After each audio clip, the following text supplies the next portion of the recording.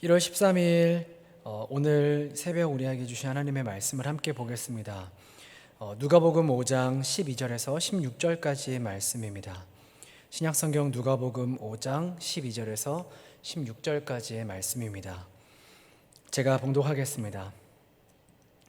예수께서 한 동네에 계실 때에 온몸에 나병 들린 사람이 있어 예수를 보고 엎드려 구하여 이르되 주여 원하시면 나를 깨끗하게 하실 수 있나이다 하니 예수께서 손을 내밀어 그에게 대시며 이르시되 내가 원하노니 깨끗함을 받으라 하신데 나병이 곧 떠나니라. 예수께서 그를 경고하시되 아무에게도 이르지 말고 가서 제사장에게 내 몸을 보이고 또 내가 깨끗하게 됨으로 인하여 모세가 명한 대로 예물을 드려 그들에게 입증하라 하셨더니 예수의 소문이 더욱 퍼짐에 수많은 무리가 말씀도 듣고 자기 병도 고침을 받고자 하여 모여 오되 예수는 물러가사 한적한 곳에서 기도하시니라. 아멘. 네, 오늘 본문은 26절까지 우리 다 읽진 않았지만 26절까지의 말씀으로 함께 은혜를 나누려고 합니다. 어느 풀장에 있는 야외 식당에서 한 사람이 안뜰을 가로질러서 물에 급하게 뛰어듭니다. 잠시 후에 그는 흐느적거리는 작은 몸을 안고 떠올랐습니다. 경찰이 달려왔지만 그 어린 소녀는 살아나지 못했죠.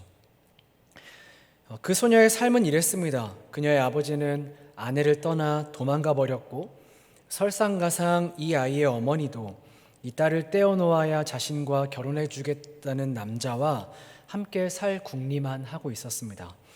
그래서 실제로 거리를 돌아다니면서 낯선 사람들에게 혹시 당신이 소녀가 필요합니까? 소녀 필요하지 않으세요? 라고 물으면서 다니지요. 그러던 어느 날 이 작은 소녀가 발을 헛디뎌서 어느 풀장에 빠지게 되었는데 누군가가 물에 뛰어들어 큰일을 당하지 않을 수 있었습니다. 이때 이 소녀는 살면서 처음으로 주변 사람들에게 관심을 받는다라는 그것을 경험하게 되었죠.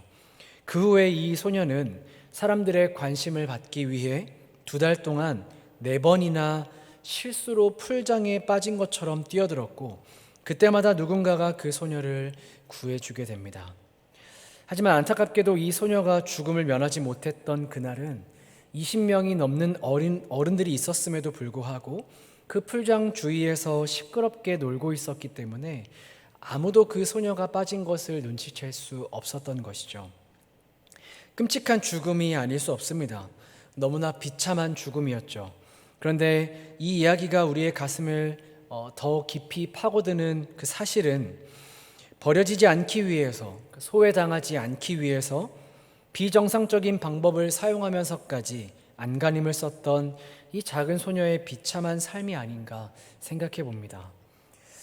오늘 무거운 이야기로 이 설교를 시작하고 있는 이유는 상황은 다르고 처한 삶이 다르다라고 할 수 있지만 수많은 사람들이 사실 이 작은 소녀와 같은 삶을 살아가고 있다는 것을 우리가 알아야 하기 때문입니다. 사람들의 인정, 관심, 사랑을 받기 위해서 몸부림치면서 살아가는 것이 우리가 살고 있는 이 시대입니다. 삶에 있어서 견딜 수 없는 큰 아픔 중에 하나가 바로 이 소외감이 아닌가 생각해 봅니다. 그렇게 안간힘을 쓰며 사람들은 소외당하지 않기 위해 살아가고 있다는 것이죠. 저마다 다른 방법들을 가지고 이렇게 소외당하지 않기 위해 안간힘을 쓰며 살아갑니다. 그런데 그렇게 선택하는 이 사람들의 방법과 애씀은 그 사람을 살리는 것이 아니라 결국 죽게 만드는 소녀의 풀장과도 같다라는 것을 우리는 알아야 합니다. 무엇이 필요하지요? 외부로부터의 도움이 필요합니다. 그런데 참으로 안타까운 사실은 외부로부터의 도움이 우리의 근본적인 비참한 현실을 해결해 주지는 못한다라는 것입니다. 사람들이 도울 수 있을 겁니다. 이 소녀처럼요, 건져내어 살려줄 수 있을 겁니다. 그래서 그 사람이 나를 구원한 구원자라고 생각할 수 있을 겁니다. 그러나 아무리 그렇다고 해도 이 소녀가 살아가야 하는 현실, 참담하고 외롭고 소외되어 살아가는 이 차갑고 냉혹한 현실을 해결해 줄 수 없는 것처럼 그런 사람들의 그 삶도 마찬가지라는 것을 알아야 합니다. 사랑하는 은평의 성도 여러분, 풀장 속에 뛰어들어 안간힘을 써서 사람들의 관심을 받기 위해, 소외당하지 않기 위해 발버둥 치던 우리를 예수께서 건져주셨습니다. 이 도움은 사람들이 도와주는 그런 제한적인 도움이 아니라 우리의 삶 전체를 바꿔놓았습니다. 절망 속에, 비참함 속에 죽어가는 우리를 살리셔서 모든 그 절망과 비참함을 단숨에 해결해 주셨죠. 새로운 인생, 새로운 삶, 더 이상 소외당하지 않을 뿐 아니라 우리를 영원한 사랑과 관심 속에 두신 사건입니다. 영원하지 않은 사람들의 인정과 관심이 아니라 영원한 만족과 행복을 줄 수 있는 우리 하나님의 관심과 하나님의 인정과 하나님의 함께하심이 우리의 삶에서 시작되었죠. 오늘 그런 믿기지 않는 현실을 마주하게 된 사람들이 있습니다. 이 사람들도 도무지 세상의 방법으로는, 사람들의 도움으로는 어찌할 수 없는 절망 속에, 그 소외감 속에 살아가던 사람들이었습니다. 철저하게 그들은 소외되었고 누구의 관심과 사랑을 받지 못하는 비참한 인생을 살아가고 있었죠. 그 사람들이 누구이죠? 오늘 본문에 나오는 나병 걸린 사람, 그리고 그 이후의 본문에 나오는 중풍병에 걸린 사람이었습니다. 우리가 어떤 이야기인지는 우리 모든 성도님들이 아주 잘 알고 계실 것이라 생각합니다. 나병 환자와 중풍병자가 고침을 받았습니다. 세상에서 소외되어 살아가던 사람들이, 그들이 새로운 인생으로 거듭나게 된 사건입니다. 이 이야기 안에는 사람을 사람답게 살아가지 못하게 하고 병들게 하고 소망 없이 살아가게 만들어버리는 이 병, 그리고 이 병으로부터 시작된 이 소외를 끝내시기 위해 예수께서 허물어버리신 세 가지가 우리에게 보여지고 있습니다. 첫 번째, 예수님은 정결의 경계를 넘으셨습니다. 나병 환자는 격리되어야 할 부정한 사람들이었습니다. 그래서 그가 예수께 나온 것 자체가 그 부정의 경계를 허물게 하신 것이죠. 사람의 힘으로는 어찌할 수 없었던 이 나병, 그래서 하나님만 하실 수 있기 때문에 예수께 나온 이 믿음 역시 경계를 넘어서는 그런 믿음이었죠. 예수님은 경계를 아예 파괴시켜 버리신 것은 아닙니다. 제사장에게 모세의 법대로 예물을 드리라 라고 그렇게 이야기하시죠. 예수님은 경계를 파괴해 버리신 것이 아니라 그것을 뛰어넘으신 것입니다. 왜냐하면 예수께서 이 땅에 오셔서 시작하고 계시는 그 하나님 나라, 모든 차별과 그 소외의 경계가 사라지고 모두가 하나가 되는, 한 가족이 되는 나라였기 때문입니다. 그래서 그 경계를 뛰어넘으신 것이죠. 두 번째, 예수님은 상식의 경계를 넘으셨습니다. 중풍병자를 메고 왔던 사람들, 무리들 때문에 그 집 안으로 들어가지 못하자 지붕으로 올라가서 그 지붕을 뜯어버리고 중풍병자를 예수 앞에 내립니다. 여러분, 사실은 몰상식한 행동입니다. 그런데 예수님도 그렇게 보셨을까요? 아닙니다. 예수님은 그들의 믿음을 칭찬하셨습니다.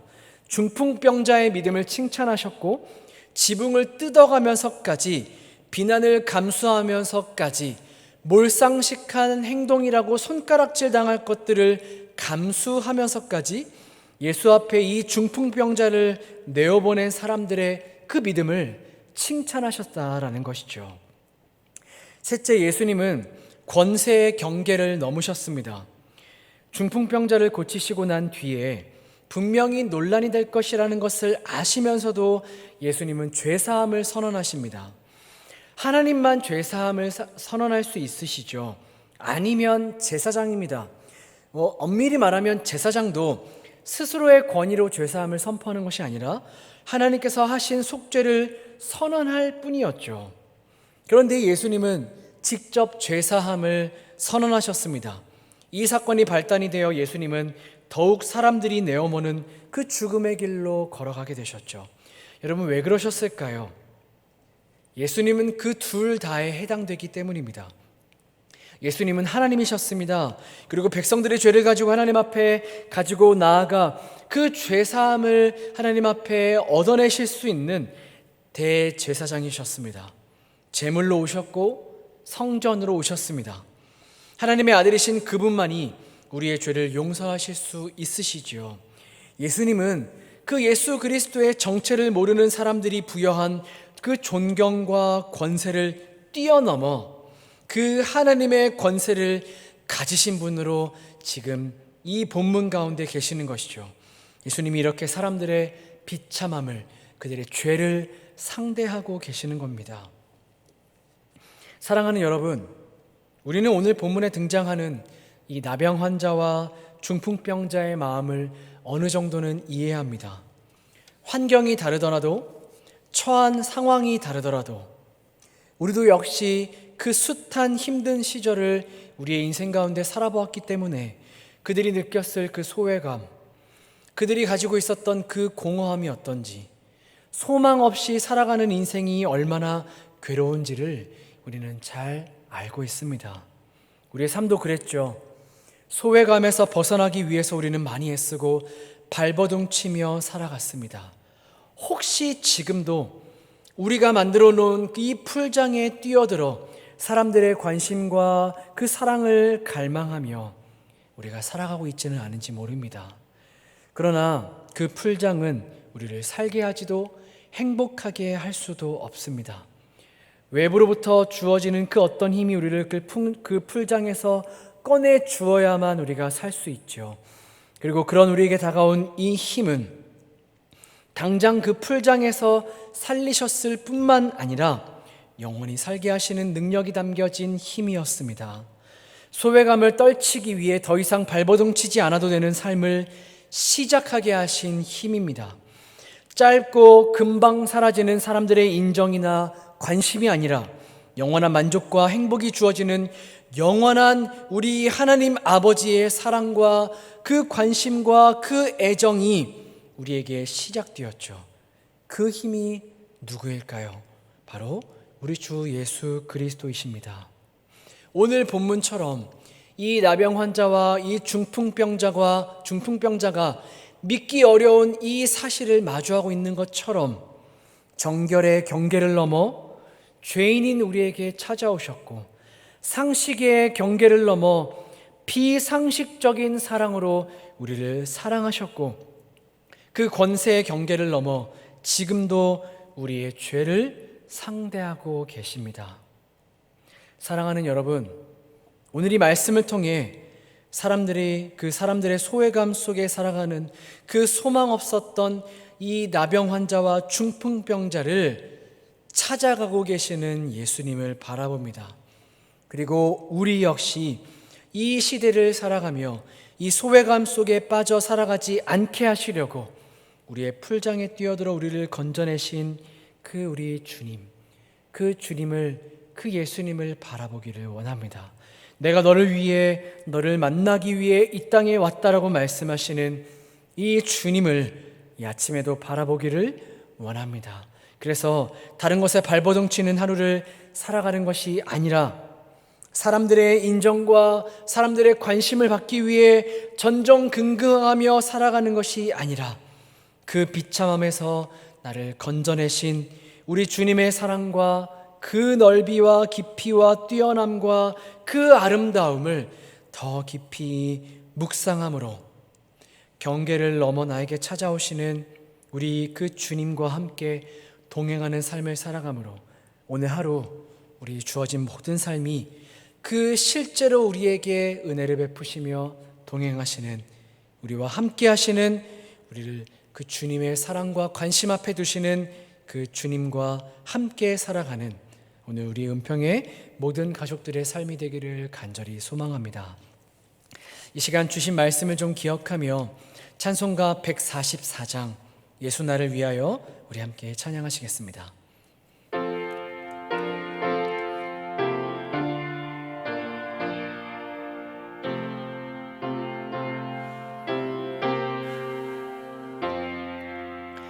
예수 나를 위하여 십자가를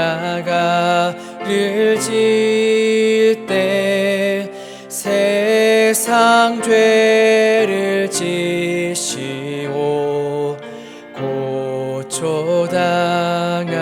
오셨네. 예수님, 예수님, 나의 죄 위하여 보배 피를 흘리니 죄인 받으소서.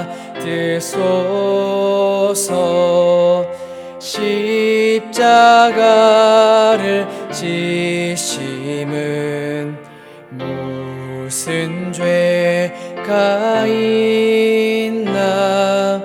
저 무지한 사람들 메시아 죽였네. 예수님, 예수님, 나의 죄 위하여 보배 피를 흘리니 죄인 받으소서. 비와 같이 붉은 죄 없는 이가 없네. 십자가의 공로로 눈과 같이 되네. 예수님, 예수님, 나의 죄 위하여 보배 피를 흘리니 죄인 받으소서.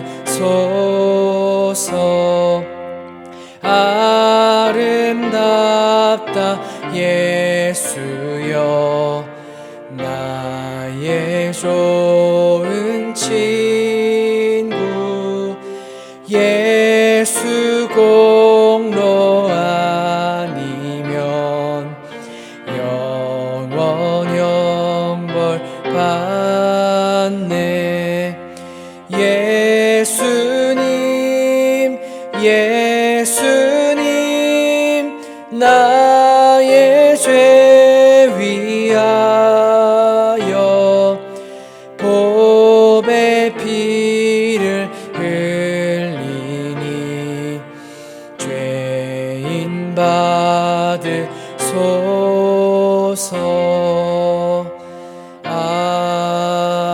아멘. 기도하겠습니다. 하나님 아버지, 소외감 속에 살아갈 수밖에 없던 우리, 비상식적인 것들을 붙잡으면서까지 이 소외감에서 벗어나려 발버둥치며 살아왔던 우리들을 불쌍히 여기셔서 찾아오신 주님을 바라봅니다. 세상에서의 일시적인 관심과 사랑에 목마르지 않기를 원합니다. 하나님의 관심과 하나님의 시선이, 하나님의 사랑이 내 안에 머물러 오늘도 이 사랑과 관심 속에 살아가고 있음을 기억하기를 원합니다. 송두리째 우리의 인생을 뒤바꿔 놓으신 우리 주님으로부터 시작된 이 은혜를 붙들고 살아가기를 원합니다. 세상의 헛된 것들에 발버둥치지 않게 하여 주시고 나를 찾아오셔서 나에게 한없는 사랑을 베풀어 주시는 주님의 사랑에 목마르고 그 사랑의 물결에 깊이 빠져들어가기를 소망하며 오늘 하루를 살아갈 수 있도록 인도하여 주시옵소서. 감사드리며 예수님의 이름으로 기도합니다. 아멘. 오늘도 주신 말씀 생각하고 붙들며 믿음으로 오늘 하루 승리하시는 우리 모든 은평의 가족들 되시기를 바랍니다. 감사합니다.